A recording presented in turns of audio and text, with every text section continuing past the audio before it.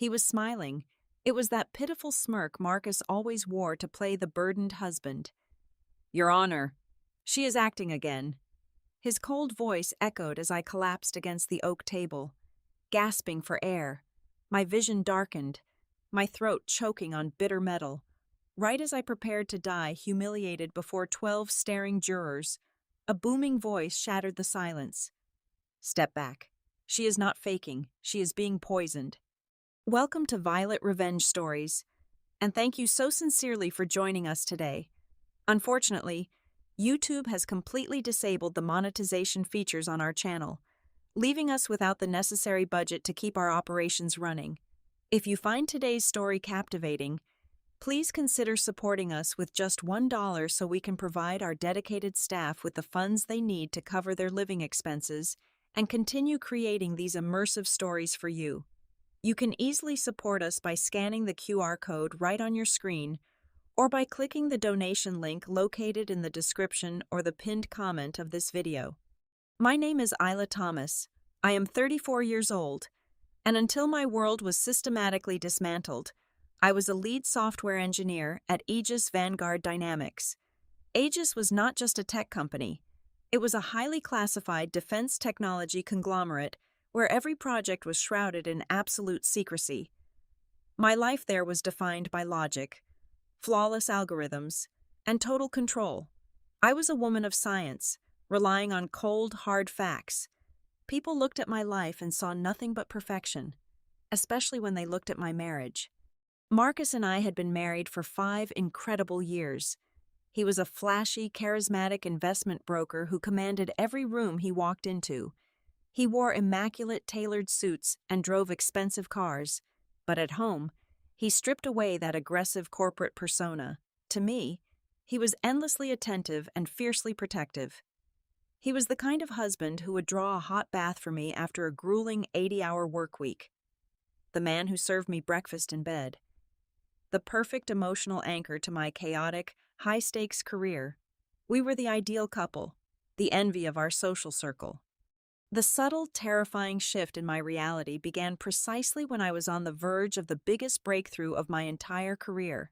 I was weeks away from finalizing a revolutionary unmanned navigation system, a patent projected to be worth tens of millions of dollars. The pressure from the military contractors was immense, but I had thrived under intense pressure my entire adult life. I knew how to handle stress. Then, the strange physical symptoms started creeping in. It was just a faint, fleeting dizziness at first, a slight spinning of the room when I stood up from my desk too fast. I dismissed it as fatigue, but soon came the hand tremors.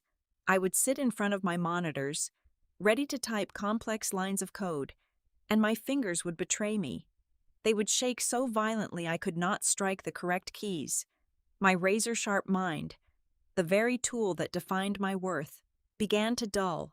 I suffered from terrifying, inexplicable lapses in short-term memory. I would completely forget technical conversations I had just finished minutes prior, or I would find myself standing in the middle of our kitchen with absolutely no idea what I was looking for. A crushing, unnatural exhaustion anchored my body to the mattress, making even the act of breathing feel like a monumental task. Through it all, Marcus was the absolute picture of a devoted, suffering husband. He watched my decline with eyes full of deep sorrow and unwavering concern. He took over the management of our entire household. He personally prepared every single meal, carrying steaming bowls of soup and carefully arranged plates up the stairs to my nightstand. "You are pushing yourself way too hard, my love," he would whisper softly, gently brushing the cold sweat from my forehead. "You need to let go. You need to let me take care of everything." He introduced a strict regimen of what he called special dietary supplements. He insisted I take them multiple times a day, hovering over my bed with a glass of water until he watched me swallow every last pill. He swore they were high-end, imported vitamins specifically designed to combat severe neurological stress and rebuild my failing immune system. But the vitamins did not help. In fact, my condition deteriorated at an alarming rate. The physical weakness mutated into a creeping, suffocating paranoia. The shadows in the corners of our bedrooms seemed to stretch and contort. I would wake up in the dead of night, drenched in cold sweats, entirely convinced a stranger was standing over my bed. During my worst episodes, I would break down completely, weeping uncontrollably on the bathroom floor or screaming in terror at things that simply were not there. I did not know it then, but Marcus was always watching. He was not just observing my pain, he was documenting it. Whenever I lost control, he would quietly pull out his smartphone and record my lowest, most humiliating moments. He captured every tear, every panicked, breathless outburst, every single instance where my brilliant mind fractured into pieces. He was meticulously building a secret, highly damaging video archive of my mental decay. Then came his older sister, Valerie. Valerie was a ruthless corporate lawyer with a bright, plastic smile that never quite reached her cold, calculating eyes. Suddenly, she was visiting our house constantly. She would sit at the very edge of my bed, her expensive, overwhelming perfume suffocating me, speaking in a soft, deeply condescending tone. "Isla, sweetie, you look absolutely terrible," she said one rainy afternoon, patting my violently trembling hand. "You are in no condition to be managing complex legal contracts or fighting with massive defense contractors. You need total peace." She reached into her sleek leather briefcase and pulled out a thick stack of heavily worded legal papers. "I drafted these up to protect you. It is just a temporary power of attorney. Let Marcus handle your financial assets and finalize the patent paperwork with the government. You just focus on resting your mind and getting better. We only want what is best for you." The walls of my own home were slowly closing in on me. The two people I was supposed to trust most in the world were standing over my sickbed, offering me an escape that felt suspiciously like a beautifully designed trap. My physical body was failing. My brilliant mind was shattering. But deep beneath the heavy fog of exhaustion, a primal instinct screamed that something was dreadfully, dangerously wrong. My brain was actively malfunctioning, short-circuiting under the weight of the symptoms. But the foundational core of who I was remained completely intact. I was a software engineer. Engineers simply do not accept random anomalies. We isolate the variables, and we investigate them to the bitter end. The ultimate turning point arrived on a rainy Tuesday night. Marcus handed me the usual blue capsule, his dark eyes brimming with that suffocating, manufactured warmth. I dutifully placed the pill on my tongue and took a long sip of water. But as it slid down, a distinct, harsh flavor bloomed at the very back of my throat. It was not the chalky, harmless residue of a standard vitamin. It tasted like cold, raw iron. It tasted exactly like a bleeding lip. It was a faint, undeniably metallic signature that lingered stubbornly long after the water had washed away. Logic, which had been deeply suppressed by weeks of pure terror and physical exhaustion, sparked violently back to life. The very next morning, when he brought my scheduled dosage on a silver tray, I feigned weakness and palmed the pills. I raised the heavy water glass to my dry lips, threw my head back dramatically, and swallowed nothing but air and water. The moment I heard his car pull out of the driveway, I crawled out of bed. My limbs were incredibly heavy and shaking uncontrollably, but I managed to hide the blue capsules inside a small plastic Ziploc bag. Tucking it deep inside the pocket of my heavy winter coat, I maintained this dangerous charade for 3 consecutive days. With the chemical haze lifting just a microscopic fraction, the dense fog in my mind began to part just enough for me to execute a desperate plan. At exactly 2 o'clock in the morning, while Marcus snored softly and rhythmically beside me, I slipped silently out from under the heavy duvet. The hardwood floor felt like solid ice against my bare feet. I crept like a ghost into his pristine home office and booted up his desktop computer. My fingers still trembled with terrifying spasms, but deeply ingrained muscle memory aggressively took over. He was a smooth-talking finance guy, not a cybersecurity expert. His passwords were absolute child's play. I bypassed his lock screen in under 45 seconds. I did not waste my precious time looking at his bank statements or his personal text messages. I went straight for the deleted digital footprint. Using a highly efficient recovery script I coded on the spot with shaking hands, I pulled up a hidden cache of encrypted emails he firmly believed he had permanently eradicated from the hard drive. My blood ran completely cold, freezing in my veins. He had been having intense, secretive conversations with top-tier executives at Apex Horizon, the primary and most vicious corporate competitor of Aegis Vanguard Dynamics. There were explicit mentions of a $50 million intellectual property acquisition. There were detailed timeline projections aligning perfectly, down to the exact week, with my sudden physical decline. He was not just a cheating, manipulative husband. He was actively brokering a high-stakes corporate espionage deal, using my highly classified patent as his ultimate bargaining chip. The physical symptoms crushing my body were not a tragic mental breakdown. They were a systematic, calculated demolition of my autonomy. I made a nearly fatal miscalculation. I decided to wait 24 hours to secretly gather more digital data before confronting him. I wanted irrefutable, bulletproof proof. But a predator always senses the exact moment its prey stops trembling. Before I could utter a single word of accusation, Marcus dropped the guillotine on my neck. It happened on a bleak Friday afternoon. A grim-faced process server knocked heavily on our front door. Marcus opened it, looking utterly devastated for the benefit of our nosy neighbors, and handed me a thick manila envelope. Inside was a formal petition for a highly contested divorce, but that was just a clever legal smokescreen. The real devastating weapon was the second document attached to it, an emergency petition for a full medical and financial conservatorship. Marcus had gone directly to a judge and sworn under the strict penalty of perjury that I was suffering from severe, untreatable psychosis, completely incapacitated, and a massive danger to myself and my vital assets. Blind panic seized my chest, squeezing my lungs until I gasped. I grabbed my phone to call my primary bank, only to hear a robotic, automated voice calmly tell me my access was permanently revoked. Every single checking account, every credit card, my entire life savings had been completely frozen by a swift court order. I was instantly a penniless prisoner in my own life. To firmly solidify his inescapable trap, Marcus paraded a continuous series of high-priced, arrogant psychiatrists through our living room.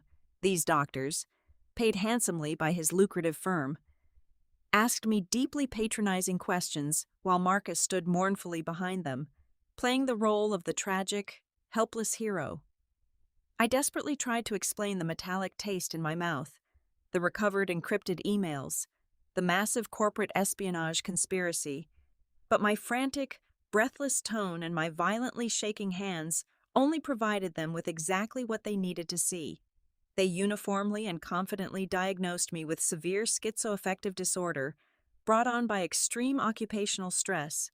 They wrote on their official, stamped letterheads that I was wildly delusional, suffering from severe paranoia, and fundamentally incapable of managing my own affairs. I was utterly isolated. I had absolutely zero money, absolutely zero credibility, and a brain that was still fighting a grueling war against the lingering effects of whatever poison he had been eagerly feeding me. But an elite engineer always builds a backdoor into the system. I had one small, secret emergency fund hidden in an obscure offshore account that Marcus knew absolutely nothing about. It was not a fortune, but it was just enough to secure a hefty retainer.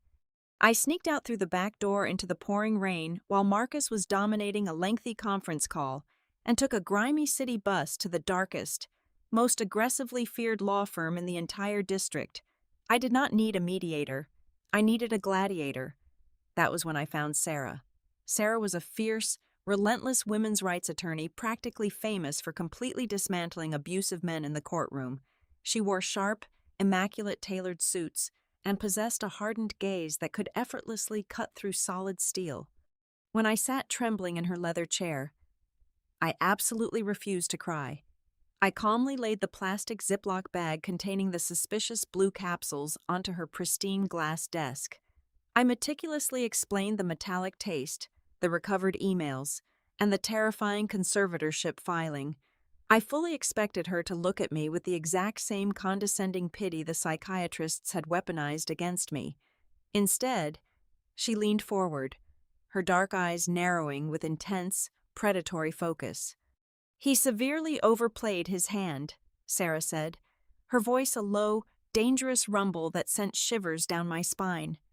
"Arrogant men like him always assume they are the smartest people in the room. They never, ever account for the hard fact that a brilliant woman pushed into a corner is a woman who will bite back with lethal force." Sarah did not just blindly believe me. She immediately recognized the terrifying life-or-death severity of the situation. She knew instantly that a standard legal defense would completely fail to save me from a conservatorship heavily backed by licensed medical professionals. We needed undeniable, scientific proof. She carefully picked up the plastic bag using a pair of sterile tweezers. She firmly promised to bypass the standard, notoriously slow police laboratories, which would take agonizing weeks and require police warrants we simply could not obtain. Instead, she overnighted the pills to a highly secure, independent toxicological facility she trusted implicitly.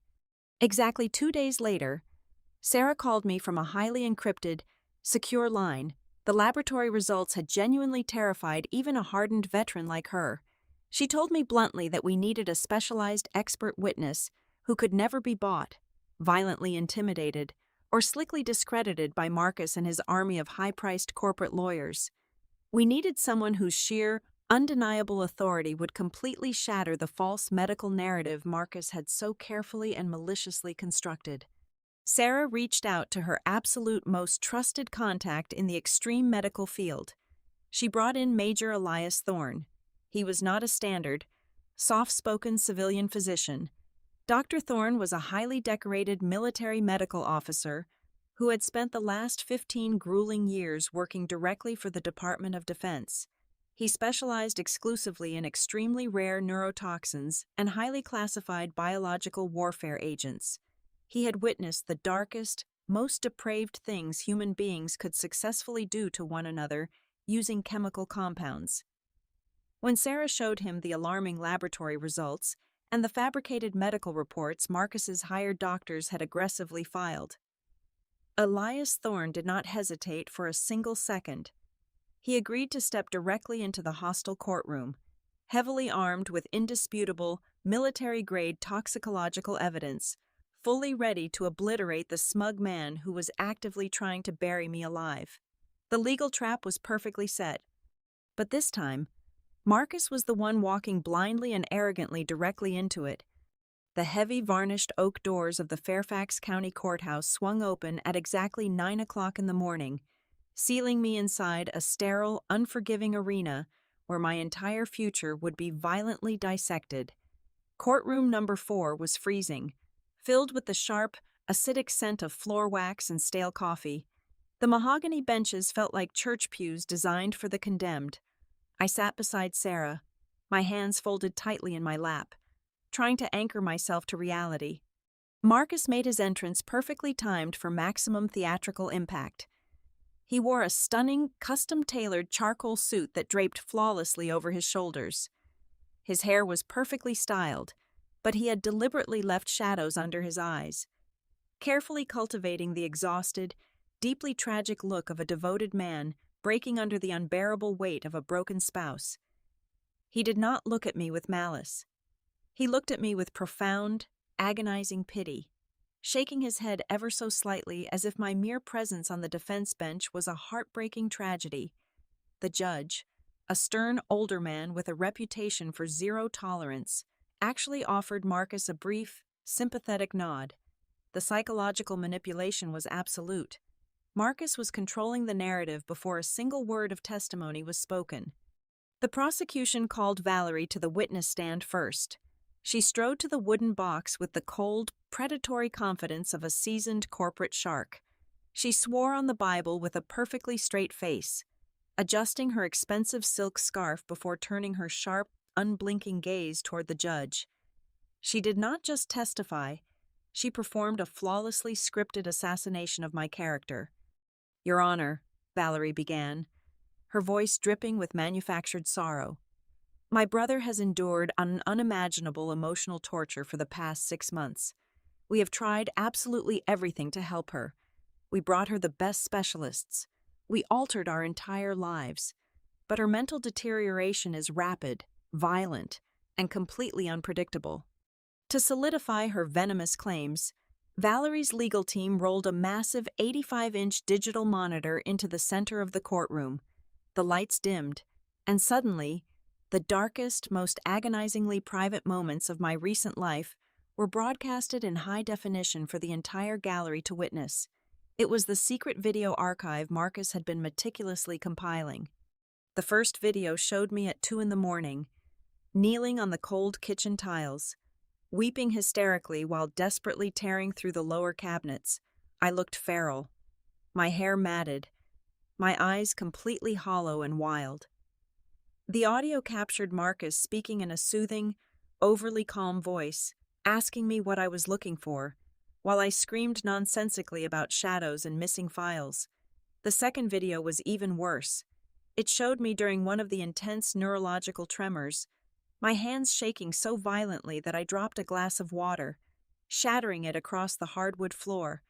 In the footage, I fell to my knees, clawing at my own hair, completely unable to form a coherent sentence, sitting in that courtroom, forced to watch my own engineered degradation. A sickening wave of deep humiliation washed over me. I could feel the heavy, judgmental stares of the courtroom bailiffs, the court reporter, and the spectators boring into my back. They did not see a brilliant software engineer. They saw a deeply disturbed, hopelessly broken woman who posed a massive danger to herself and everyone around her. Marcus's lead attorney, a ruthless man with a booming theatrical voice, stepped forward to deliver the killing blow. He paced aggressively in front of the judge's bench, aggressively waving a thick stack of printed financial projections.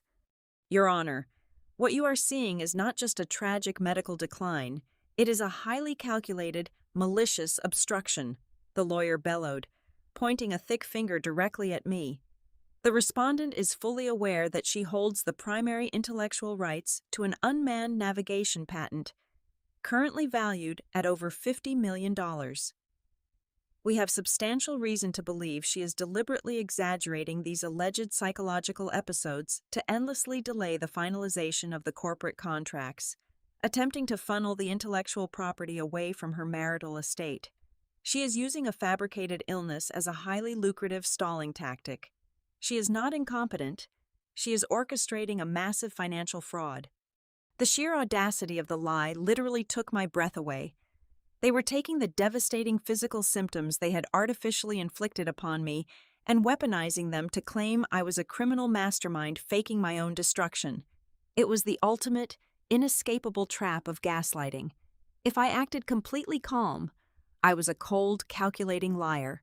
If I showed any emotion or outrage, I was the unhinged, hysterical lunatic they claimed I was. Sarah gently touched my arm, her expression grim but resolute. It was time.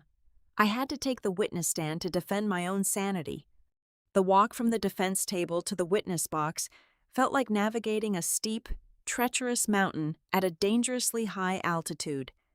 My legs felt like they were made of solid lead. As I placed my hand on the Bible and swore to tell the truth, a sudden, terrifying shift occurred deep inside my physical body. The extreme, suffocating stress of the courtroom, the sheer terror of losing my entire life, acted as a violent chemical catalyst. The massive amounts of adrenaline and cortisol flooding my bloodstream suddenly interacted with the heavy toxic residue that had been silently accumulating in my deep tissues for months.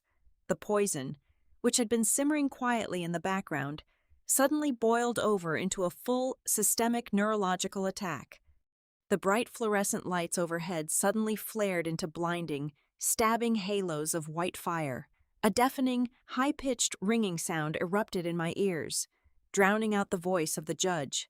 I gripped the thick wooden edges of the podium with both hands, my knuckles turning completely white. The wood felt rough, grounding, but it was not enough to stop the violent tremors that suddenly seized my arms. A thick, unfreezing sweat broke out across my forehead and cascaded down the back of my neck. I tried to inhale, but my lungs refused to expand. The air in the courtroom felt as thick as wet sand. I opened my mouth to speak, to answer the first question Marcus's lawyer hurled at me, but my vocal cords were completely paralyzed. The only thing I could taste was that overwhelming, sickening flavor of raw, cold iron, completely coating the back of my throat, choking me from the inside out. I was hyperventilating, taking short, ragged, desperate gasps of air. My vision began to narrow, the edges of the room dissolving into a deep, muddy blackness. Through the collapsing tunnel of my vision, I looked directly at the plaintiff's table. Marcus was leaning forward. The mask of the tragic, suffering husband had completely vanished. He was smiling. It was a cold, calculated, deeply victorious smirk. He was watching me die, and he was absolutely loving it. Sensing the absolute climax of his flawless victory, Marcus suddenly stood up from his chair. He threw his arms wide open in a gesture of dramatic, helpless frustration. His voice echoed like a crack of thunder across the silent, shocked courtroom. "Your Honor, she is acting again." His cold voice echoed powerfully, slicing through the heavy air. "This is just another act. She is lying to you right now." Right as the final syllable left his lying lips, the last remaining thread, holding my nervous system together, violently snapped. A massive, agonizing electrical shock ripped through my spine. My hands completely lost their grip on the heavy wooden podium. My entire body convulsed with terrifying, uncontrollable force. I was thrown violently backward, my shoulder violently striking the rigid edge of the witness box before I crashed heavily onto the rock-hard wooden floor. The impact drove the last ounce of oxygen from my lungs. The ringing in my ears morphed into a deafening roar. My heart began to flutter wildly, beating in an erratic, terrifyingly fast rhythm that I knew, with the cold, logical certainty of a woman of science, was the undeniable prelude to massive cardiac failure.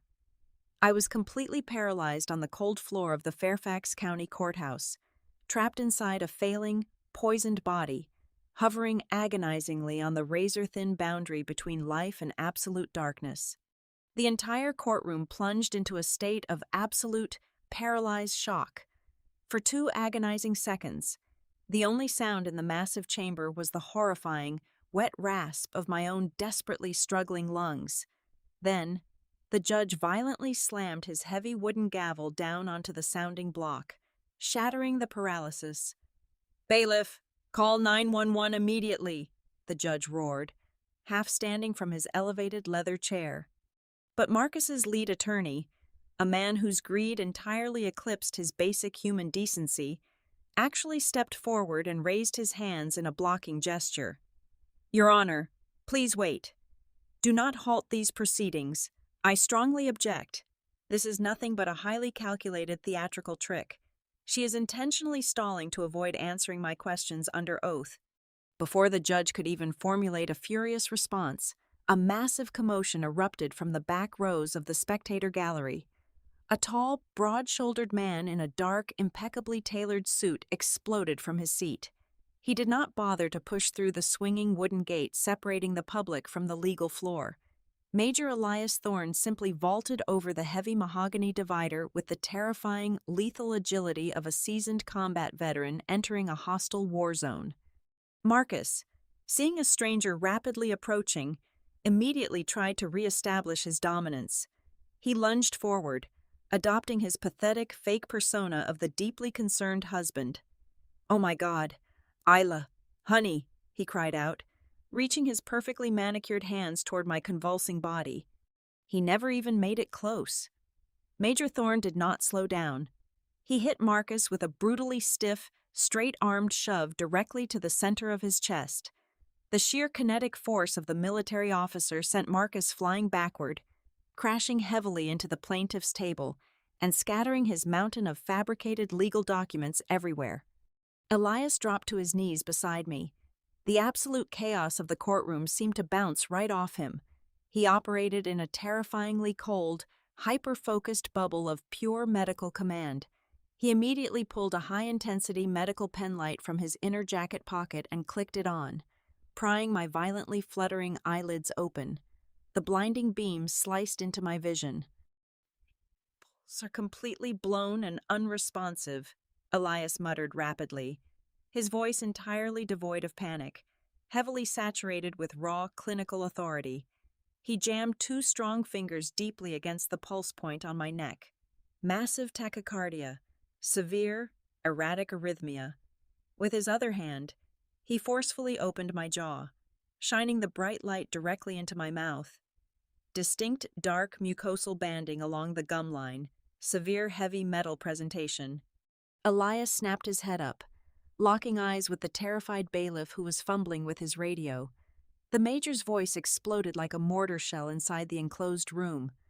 Cancel the standard paramedics. Tell the emergency dispatcher we need a Level 1 specialized mobile intensive care unit right now. Tell them to immediately prep heavy doses of Prussian blue antidotes and ready full cardiac arrest protocols. Move. The absolute, unquestionable authority in his voice compelled the bailiff to obey instantly, screaming the exact medical orders into his shoulder microphone.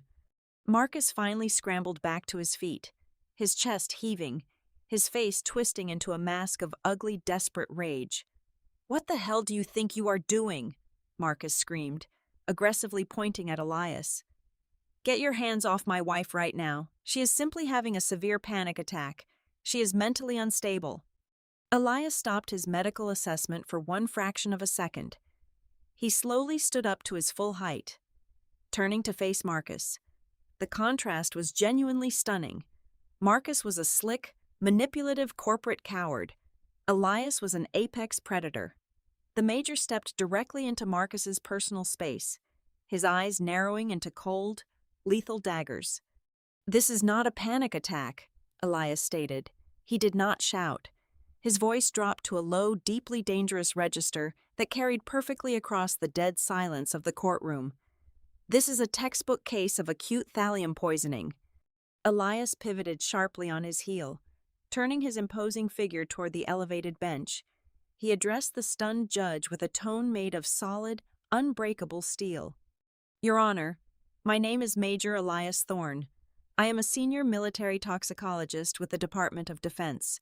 I specialize exclusively in highly restricted neurotoxins and advanced biological warfare. I am formally attached to this case as an independent medical expert, and I am telling you right now, under penalty of perjury and with absolute, undeniable medical certainty, that this woman is currently in the terminal stages of a maliciously administered chemical assassination." Elias raised his arm, pointing a stiff, unwavering finger directly at Marcus. "She is being murdered right in front of you. I demand you order your armed deputies to lock down this entire building and detain this husband immediately." I forced my failing eyes to look at Marcus one last time before the darkness completely consumed me. The transformation was magnificent. The smug, invincible confidence that had defined him for 5 years violently shattered into a million irreparable pieces. All the color instantly drained from his face, leaving behind a sickly, terrifying shade of ash. He took a slow, stumbling step backward, his mouth opening and closing like a suffocating fish. His brilliant, invisible, entirely untraceable murder plot had just been mercilessly ripped apart and exposed to the world by a top-tier expert in less than 60 seconds. The hunter had instantly become the hunted. The darkness that swallowed me on the courtroom floor did not last forever. I woke up to the steady, rhythmic beeping of a cardiac monitor and the harsh, sterile smell of medical bleach. I was lying in a secure bed inside the intensive care unit of Fairfax Memorial Hospital. My arms were tethered to a network of intravenous tubes, pumping a dark, vivid blue substance directly into my bloodstream. It was Prussian blue, the specific chemical compound required to bind and flush heavy metal isotopes from human tissue. Standing at the foot of my hospital bed, reviewing a thick medical chart with a team of visibly shaken civilian doctors, was Major Elias Thorne. When he saw my eyes open, a faint, reassuring nod broke his stern military exterior. The official toxicology reports had rushed back from the emergency laboratory, and the results validated Elias's battlefield diagnosis 100%. My blood and tissue samples were absolutely saturated with a lethal concentration of a highly toxic heavy metal. It was a colorless, odorless, and tasteless poison when dissolved in water. Historically notorious for being virtually undetectable in standard medical screenings, the poison was systematically destroying my nervous system, intentionally designed to perfectly mimic the organic, physical degradation of severe, early-onset dementia. Marcus had not just been poisoning me, he had been perfectly titrating the dosage, engineering a completely fake psychological collapse over the course of several agonizing months. While I was safely secured under heavy guard in the intensive care unit, Sarah unleashed absolute legal hell upon the people who tried to bury me. Armed with my sworn statement and the devastating independent laboratory analysis of the blue capsules I had managed to smuggle out of my own home, Sarah bypassed the family court entirely. She went straight to the federal authorities. Within 48 hours of my courtroom collapse, a heavily armed tactical unit of the local police department executed a highly coordinated search warrant on the beautiful suburban home I had once shared with my husband. Marcus was completely blindsided. The police tore through his pristine, meticulously organized life with ruthless efficiency. They found exactly what they were looking for in the darkest corner of his expensive, temperature-controlled wine cellar. Hidden behind a row of vintage French wine was a small, unmarked glass vial containing the raw, crystallized toxic salt. Beside it sat a digital jeweler's scale, the exact tool he used to precisely measure out the micrograms of death he fed me every single morning. With the physical murder weapon firmly secured in an evidence locker, the complex financial forensics unit began ripping apart the illusion of Marcus's massive wealth. The truth they uncovered was absolutely pathetic. Marcus was not a highly successful, wealthy investment broker. He was a desperate, drowning man. Beneath his flashy tailored suits and expensive sports cars lay a terrifying mountain of hidden financial ruin. He had developed a severe addiction to high-stakes underground sports gambling. He owed nearly $3 million to a network of extremely dangerous, violent creditors who were actively threatening his life. He was deeply cornered, and his only way out was my brain. My unmanned navigation patent was firmly valued at over $50 million. But because I owned the intellectual property entirely in my own name prior to its finalization, Marcus had absolutely no legal right to sell it, unless, of course, I lost my mind. The grand conspiracy finally crystallized into horrifying clarity. Marcus and his ruthless sister, Valerie, had forged a deeply illegal back-channel alliance with the corrupt executives at Apex Horizon. The plan was sickeningly brilliant in its pure malice. Valerie utilized her sophisticated legal expertise to draft the conservatorship papers, ensuring that the second I was deemed permanently incapacitated by the court, Marcus would gain total, unquestionable control over my entire financial portfolio and all my intellectual property. They would quickly sell the military patent to the rival corporation for tens of millions of dollars, completely clearing his massive gambling debts and making Valerie an incredibly wealthy woman. Then, once the money was securely hidden in offshore accounts, Marcus would simply increase the daily dosage of the heavy metal. He would sit by my bed, playing the tragically grieving widow, while the poison finally stopped my heart. Leaving behind zero trace of foul play, I was never meant to survive the winter. The civil divorce proceedings were instantly completely dissolved, brutally replaced by a massive federal criminal indictment. The swiftness of their downfall was breathtaking. It happened on a crisp Thursday morning. Exactly 1 week after I nearly died on the witness stand, Marcus had been summoned back to the courthouse lobby, foolishly believing his high-priced lawyers had negotiated a quiet, discreet surrender. He walked through the revolving glass doors wearing his signature arrogant smirk, entirely completely unaware that Sarah had tipped off every major news network in the district. The lobby was heavily packed with eager reporters, flashing cameras, and federal marshals. The moment Marcus stepped onto the polished marble floor, 2 federal agents intercepted him. They did not read him his rights in a quiet, respectful tone. They spun him around violently, slamming his chest against the cold stone pillar. The loud, sharp, metallic click of the heavy steel handcuffs, snapping tightly around his wrists, echoed like a gunshot through the crowded lobby. "What is this? You cannot do this, I am cooperating." Marcus screamed, his voice completely cracking in absolute naked terror as the cameras relentlessly flashed, capturing his total public humiliation. Across town, Valerie experienced an equally devastating reality check. Federal agents raided her elite, glass-walled corporate law firm during a massive partner meeting.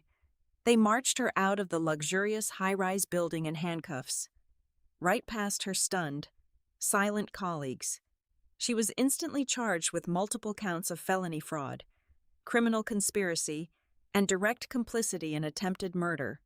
The flawlessly tailored, untouchable lawyer was stripped of all her power, reduced to just another ordinary criminal being shoved into the back of a waiting police cruiser.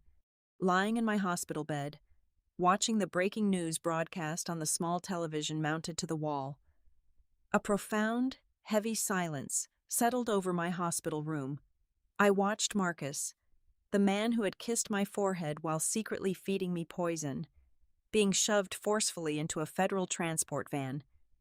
The terrifying fog that had clouded my brilliant mind for months was finally permanently gone.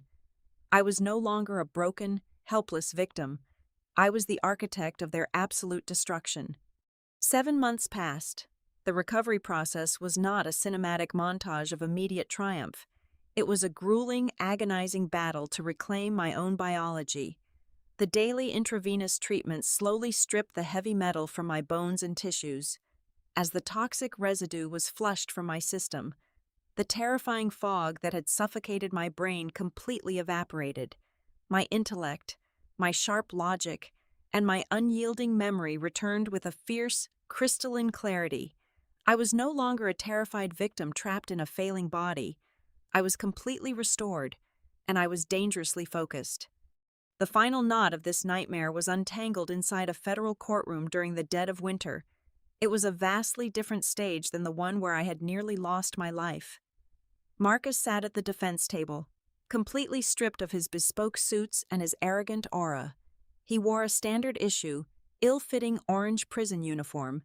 His hair was thinning, his posture was slumped, and the desperate panic in his eyes was permanent, facing decades behind bars. The absolute coward inside him finally took full control. In a pathetic bid to save himself, Marcus actively tried to throw his own flesh and blood directly under the bus.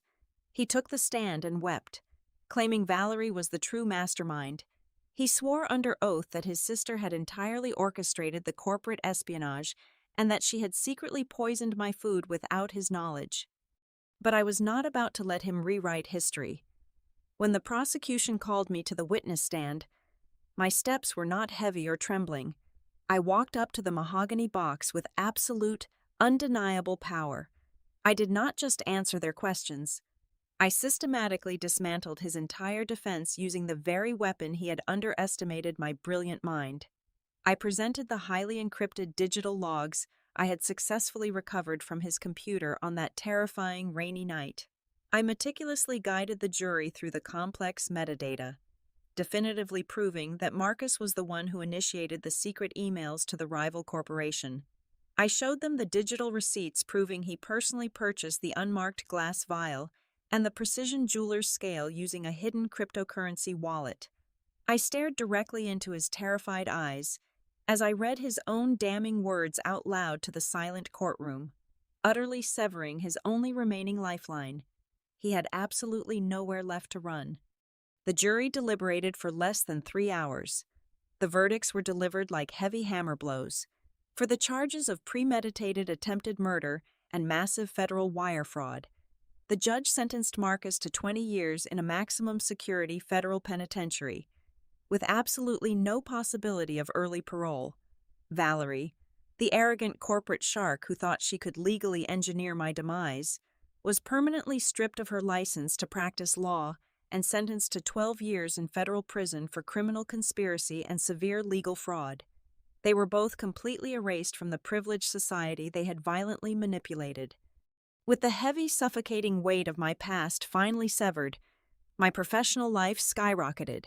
I returned to the secure laboratories of Aegis Vanguard Dynamics and completely finalized the unmanned navigation patent.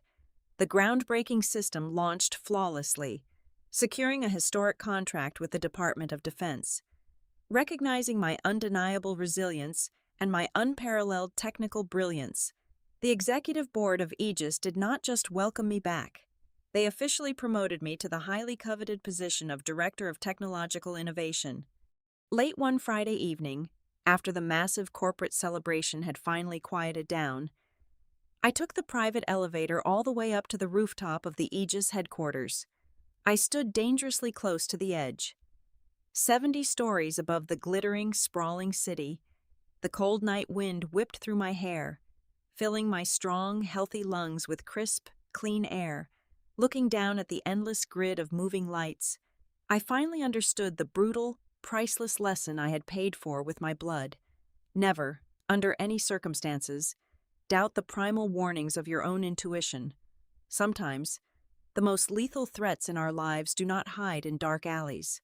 Sometimes, the people who act like they love you the most, the ones who softly brush the hair from your forehead and serve you breakfast in bed, are the exact same people firmly holding a sharpened knife directly behind your back.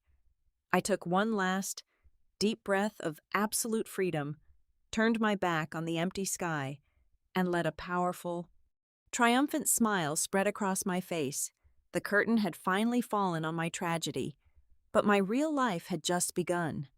Thank you so incredibly much for taking the time to listen to my story today. I would absolutely love to know where you are tuning in from, so please let me know your city or country in the comments below. If you found today's journey empowering and engaging, please consider helping us keep this channel alive. YouTube has completely demonetized our videos, and we rely entirely on the kindness of listeners like you. By donating just $1 through the QR code right here on your screen, or by using the donation link in the video description and pinned comment, you provide our hardworking staff with the funds they urgently need to feed their families and continue bringing you these high-quality stories. Thank you again for your endless support, and stay safe out there.